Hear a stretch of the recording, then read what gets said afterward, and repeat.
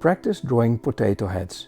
This is a pen drawing exercise that will help you have fun with the pen while improving your skill and end with visually pleasing results. I will discuss something I had observed in certain or most even cartoon styles. I'm not saying that cartooning is necessarily easy, but cartoon styles often simplify things in such a way that their representation deviates from reality enough that accuracy doesn't matter as much anymore, meaning proportions can be changed a bit and the result will still look good. One thing I observed was that they often de-emphasize jaws a bit. One way they do that is they sometimes basically draw the head as a kind of potato and then they add facial features to it. They kind of leave out the jawline. The reason this works is that the jaw is part of the underlying three-dimensional form, and for that to look good, you need to get it exactly right. By losing the jaw in fat tissue above it, you get to draw a kind of a cloud over the jaw, that fatty tissue that covers it, and you don't have to draw that as accurately for it to look believable.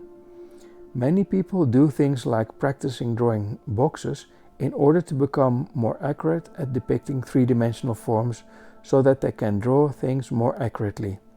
The approach we're taking here is the opposite. Let's find things we can draw that can look nice even if we didn't get the form exactly right. Examples of such subjects are clouds, trees and dragons. You have considerable leeway drawing these for them to still look good. The same holds for the subject of this exercise, heads where the jaw is hidden underneath flesh. This series of pen drawing exercises will present many more such things that are fun to draw with a pen.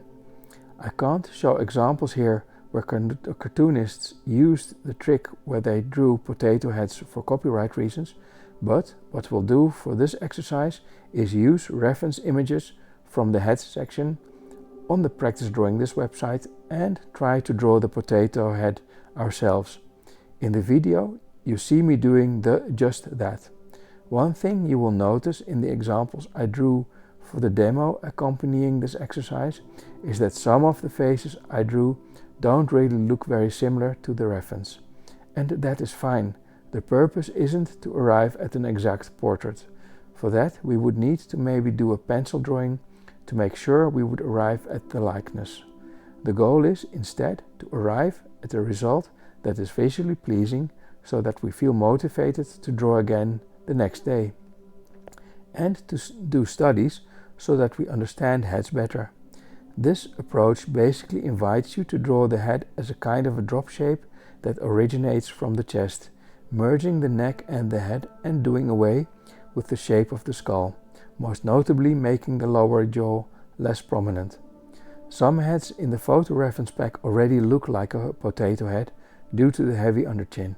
Those are relatively easy, but you can also try to use photo reference of heads with prominent jaws to make the exercise a bit harder. As a next step, after drawing these from observation many times, you can try to draw the potato head from imagination, basically meaning you're really drawing it from memory, channeling what you learned by drawing it from observation many times. This exercise combines well with the simplification discussed in the heads wearing glasses exercise, and you can also draw such heads from imagination after doing these exercises from reference. Try it out.